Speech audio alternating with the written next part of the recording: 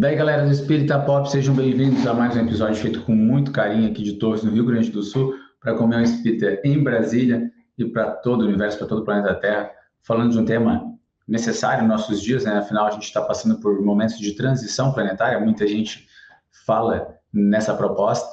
Vou trazer aqui uma mensagem do Evangelho de Nosso Senhor Jesus para trazer clareza, então, e ele vai dizer: ouvireis de guerras e de rumores de guerras, olhai, não vos assusteis, porque é mistério que tudo aconteça, mas ainda não é o fim.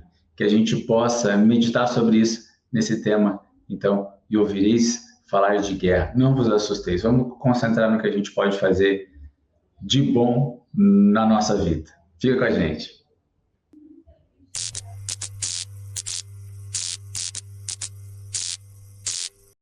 Daí, galera do Espírita Pop, sejam bem-vindos a mais um programa feito com muito carinho aqui na Comunhão Espírita de Brasília, sempre querendo trazer um conteúdo atual para a gente refletir à luz da doutrina espírita, sobretudo trazendo, né, as informações que Jesus nos deixou no seu Evangelho imortal e compiladas, explicadas segundo a ótica espírita, a ótica reencarnacionista, e a ótica, sobretudo, da lei do amor, onde nós conseguimos entender melhor os dilemas que estamos passando.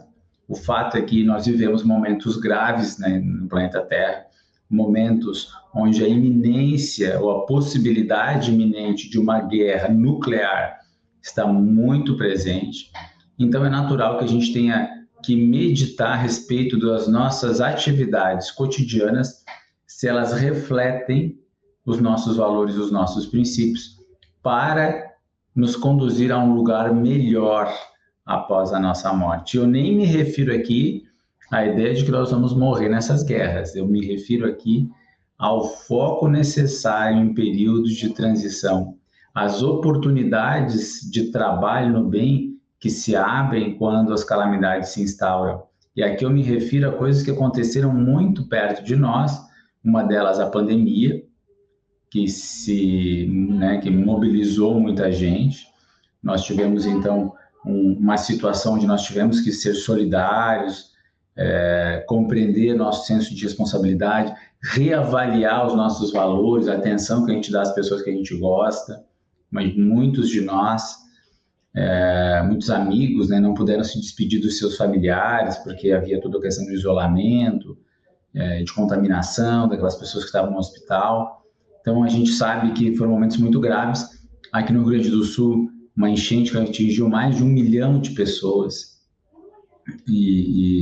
né, ceifou vidas em poucas horas.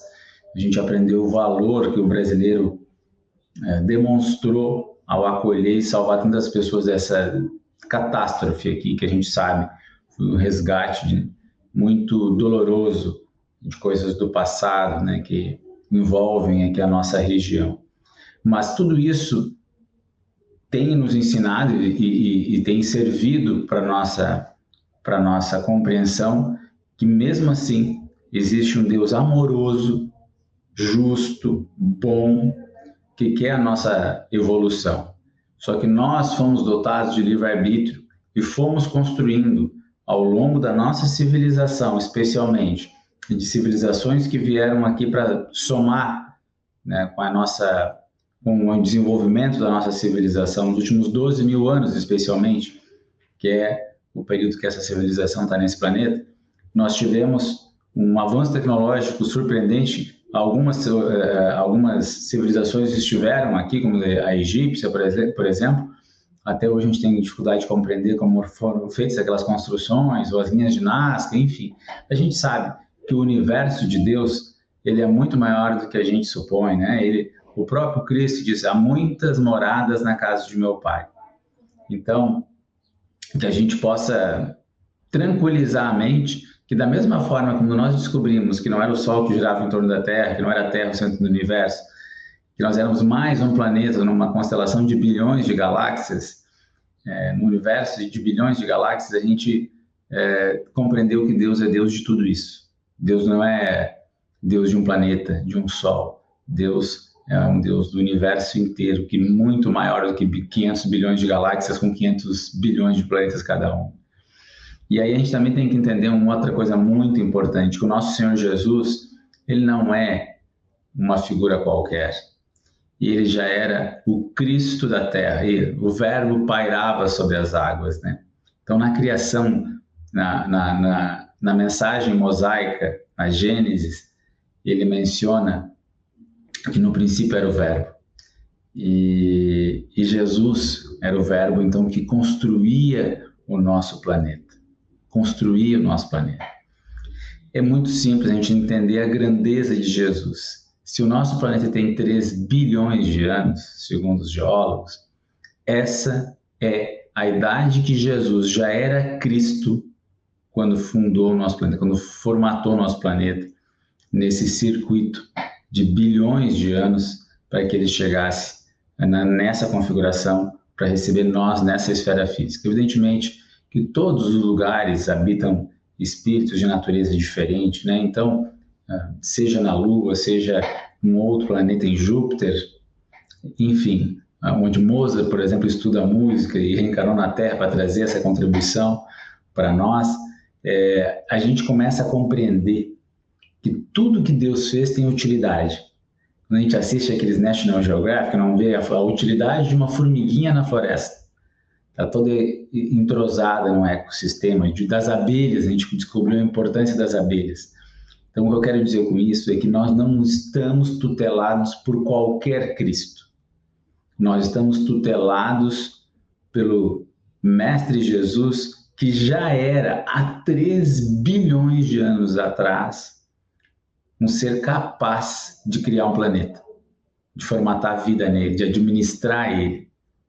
Então, nós não estamos na mão de qualquer um, nós estamos na mão do melhor de todos, que a gente possa compreender e validar que se ele veio depois de 3 bilhões de anos para nascer no nosso planeta, para dar o testemunho dele ao amor de Deus, e ele deixou o seu evangelho, é porque o seu evangelho é o resumo do que existe de mais bonito a ser seguido na face da Terra.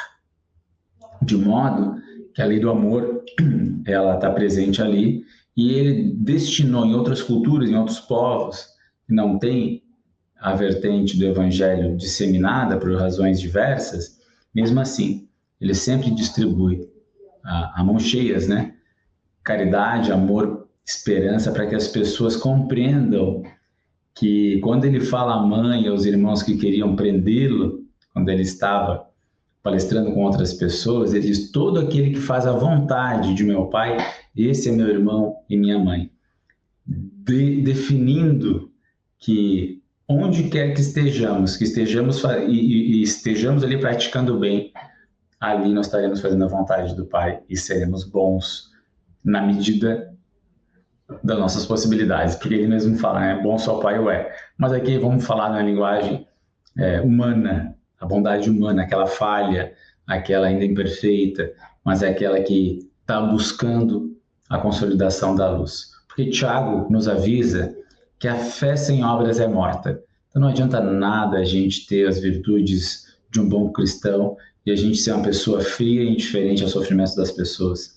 Ser uma pessoa incapaz de entender que as pessoas precisam de ajuda, porque os próprios discípulos, assim que nosso mestre passou deste mundo, eles criaram um hospital para amparo em Jerusalém, chamado Casa do Caminho, onde se empenharam, dando as suas vidas no trabalho fortificante da fé aplicada, da fé ativa. Não era uma fé isolada, não era uma fé sectária, era uma fé ativa, que abriu as suas portas, mesmo com algumas disputas, né, para todas as pessoas, de todas as crenças e de todas as etnias, criando assim uma filosofia, uma religião universal, que é a religião do amor, através dos ensinamentos de nosso Mestre Jesus. Então, olha que bonito que a gente consegue compreender que mesmo diante de muitas situações difíceis, a gente pode aproveitar essas oportunidades para estruturar o nosso comportamento. E aí, Nélio Lúcio, nesse livro Sintonia de Amor, ele vai dizer o seguinte: eu abri o acaso, gente, eu queria fazer esse tema, né, E aí vou abrir um livrinho de mensagem a uma casa. Atravessamos tempos atormentados de resgate individual e coletivo.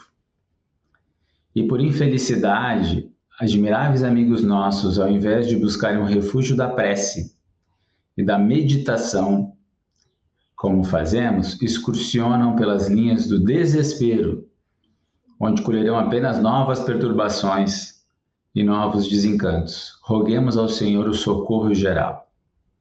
Gente, a gente tem o dever de orar todos os dias por nós, pelos nossos, em favor dos nossos, né? E pelos líderes mundiais. Então eu quero pedir para ti aqui, assumir esse compromisso comigo.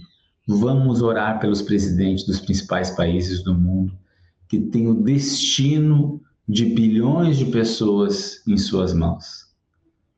Rússia, China, Estados Unidos, Ucrânia, Inglaterra, todos esses países, principalmente que têm, né, poderio de armas muito forte, muito grande. Evidentemente, vamos orar pelos governantes do Brasil, todos eles precisam de amparo espiritual. Nós sabemos que a morte é igual para todos, todos vão chegar no plano espiritual com as conquistas ou com as dívidas que provocaram, que nós estamos passando por momentos que nós cultivamos em vidas passadas, então temos nossos karmas coletivos, de tantas guerras, conflitos, saques que fizemos, né, espólios que dividimos injustamente, e estamos aqui agora para aprender a nascer de novo, como diz o Cristo, né, a Nicodemos. Temos que nascer de novo. Temos que nascer de novo, ou seja, teremos que muitas vezes volver à esfera da Terra ou de onde for necessário para a gente se melhorar. Mas nesse momento, nós nunca tivemos em 12 mil anos de história dessa civilização tanta liberdade, tantos direitos, que a gente possa colocar de uma forma muito contundente o nosso amor pelo Cristo, celebrando afeto, compaixão, caridade. Vamos lembrar que Pedro, no Evangelho, está escrito que Pedro diz que a caridade cobre a multidão dos nossos pecados, e a gente sabe que é uma frase de Jesus, né? Vamos lembrar também que Jesus fala das sementes que rendem 1000 por um. Aí que eu quero chegar, gente. 1000 por um. 100 por um. 60, 30 ou 70 e 30. Isso eu quero dizer o seguinte, que a gente não foque no desespero das calamidades que têm nos assaltado. Que a gente foque na caridade, no bem que a gente pode fazer. E a gente pode fazer o bem de tantas formas no nosso trabalho, levando a estima de alguém, o carinho de alguém, tirando a fome. Porque o próprio Cristo diz, né? Porque tive fome e me deste de comer, estive sede e me deste de beber, estive nu e me vestiste, estive na prisão e foste me visitar, estava enfermo e foste me ver. Porque tudo aquilo que fizeste a um desses, fizeste a mim mesmo. Então, tudo que fizeste a um desses pequeninos, fizeste a mim mesmo. Gente, vamos amar de uma maneira que a gente não precise mais ter vergonha de ser cristão, de assumir a nossa postura, de transformar o nosso coração, transformar as nossas forças num projeto realmente concreto de uma fé ativa. E a gente afaste um pouquinho as disputas, né, teológicas, políticas, para a gente entrar no eixo do nosso desenvolvimento pessoal, no eixo da nossa evolução como filhos de Deus que somos, que fomos criados para sermos felizes, evidentemente. Nada se opõe a Deus. Se somos criados por Deus, naturalmente chegaremos todos sem exceção, ao regaço de Deus, todos chegaremos a contemplar, através do nosso próprio esforço, os benefícios de nos alinharmos à vontade de Deus, que é amor e bondade, então ali estaremos bem. Só que Ele nos deu livre-arbítrio.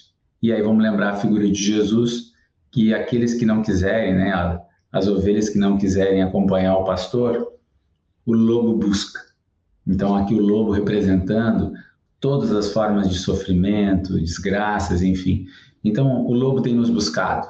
É verdade, em muitas ocasiões, em muitas circunstâncias. Às vezes é um cachorro, né, que só dá uma mordida, mas às vezes realmente é um lobo que nos machuca muito. E porque a gente não quer seguir o evangelho como a gente poderia. A gente quer fazer da nossa maneira, a gente quer pegar atalhos e a gente sabe que não funciona. Né? Porque quando a gente está de consciência tranquila, a gente dá o nosso melhor, pode ver que a gente não sofre quase nada. A gente pode achar que não foi legal isso que aconteceu, mas a nossa consciência tranquila ela tem uma tendência de nos proteger de todos os males que podem assaltar a nossa vida como um todo. Então, de fato, Allan Kardec, ele previu também, nos comentários que ele faz do Evangelho, ele comentou da necessidade de transformações para que o planeta pudesse fazer uma segregação parcial, porque eu falei que todos vão se salvar, mas é natural que muitos ainda tenham que aprender mais, como é no mito de Adão e Eva. Nós sabemos, né, que representa espíritos vindos de outros lugares, trazendo tecnologia para a Terra, como é o caso dos egípcios, dos arianos, enfim, mas que ainda precisavam aprender. Eles tinham conhecimento, eles tinham comida maçã, no símbolo de ter aprendido o conhecimento, mas tinham desobedecido a Deus, que eram suas leis fundamentais, né, de amor, de justiça, de bondade. Então vieram para a Terra para sofrer, espiar situações que eles haviam provocado e para ajudar o planeta também a crescer, a se desenvolver. Imaginar que nós estaríamos botando um robô em Marte e nós estávamos no tempo das cavernas, né? Então é realmente fruto de uma orquestração muito grande para que nós tivéssemos um desenvolvimento, tivéssemos a medicina nos ajudando tanto hoje, mas nós temos que botar a mão à massa, gente. Tem gente com dor, tem gente sofrendo. Será que a gente não pode comprar um remédio na farmácia? A gente sabe que o Estado deveria fazer isso, já que a gente paga tanto imposto, não é verdade? Mas esse é um dilema desde o tempo dos judeus, desde o tempo de Jesus. Eles não queriam pagar imposto para os romanos. Achavam injusto, né? Então, assim, nada novo nesse cenário. Mas a grande verdade é que, se a casa do nosso vizinho está pegando fogo, claro que a gente deve chamar o corpo de bombeiros, mas nada nos impede que a gente comece a jogar alguns baldes d'água para que amenize um pouco, pelo menos, as chamas até que eles possam chegar. E assim funciona com o socorro de Deus para os nossos entes queridos, para as pessoas que a gente vê em sofrimento. O socorro de Deus está sempre chegando, mas às vezes nós somos um instrumento para o alívio imediato, que a gente possa compreender isso, possa colocar a mão na massa e não ser mais um cristão de gabinete, né? Pregador de gabinete. Isso aí a humanidade já teve vários, e esses são indispensáveis. Precisamos de fato, construir em nós um cenário positivo para que Deus seja instrumento, tocando as almas com amor, com carinho, e celebrando dentro de cada um que a gente tocar uma sensação de paz, de amor, de harmonia, porque só isso vai fazer com que nós estejamos em condições de chegar a um plano espiritual melhor, porque Jesus disse que nós seremos medidos conforme medimos, nós seremos julgados conforme julgamos. Então, o jugo dele é leve, porque ele não julga ninguém, né? É o jugo aquele que faz o boi carregar, né? A carroça, o arado, mas porque ele não julga ninguém, porque ele está nos chamando compassivamente para que a gente faça parte da sua vinha. E nós somos os trabalhadores da última hora. Que a gente não perca tempo com as nossas dissidências, com as nossas questões, que a gente possa colocar mãos à obra, pregar o Evangelho, evidentemente, levar a mensagem do amor do Cristo, porque ele vai curar todas as nações. E ele vai conseguir fazer isso de uma maneira que a gente não consegue nem imaginar, mas temos que lembrar que ele é aquele Cristo de bilhões de anos, gente, que sabe tudo que vai acontecer, né? O próprio Kardec diz que, embora tenha alegorias em algumas passagens sobre o que vai acontecer, a predição das calamidades de todo o gênero, que assolarão e dizimarão a humanidade, calamidades decorrentes da luta suprema entre o bem e o mal, entre a fé e a incredulidade, entre as ideias progressistas e as ideias retrógradas, há, em segundo lugar, a da difusão por toda a terra do Evangelho restaurado na sua pureza primitiva. Depois do reinado do bem, que será o da paz e da fraternidade universais, a derivar do código moral, de moral evangélica, posto em prática por todos os povos. Será verdadeiramente o reino de Jesus, pois que ele presidirá a sua implantação, passando os homens a viver sob a égide de sua lei. Será o reinado da felicidade, portanto, porquanto diz ele, que depois dos dias de aflição virão os de alegria. Então, gente, vamos ficar tranquilo, vamos focar na caridade, vamos focar no que a gente pode fazer, celebrar a paz, o amor e a concórdia entre os nossos, que a gente possa também se perdoar no dia que a gente não der conta, mas que logo ali, horas depois, né, se Deus quiser, a gente possa reparar algum mal que a gente tenha feito, porque essa é uma oportunidade de ouro que a gente tem, de viver aquilo que o Cristo nos ensinou, que a gente tem relutado há tanto tempo, né? Contra Deus não há adversários. Se a gente vencer o egoísmo, o nosso orgulho, a gente vai conquistar tudo aquilo que a gente projetou para essa encarnação, para essa vida que Deus nos deu de presente. Um beijo no coração de todos. Que sigamos o Mestre Jesus, se necessário, com palavras, né? Até mais.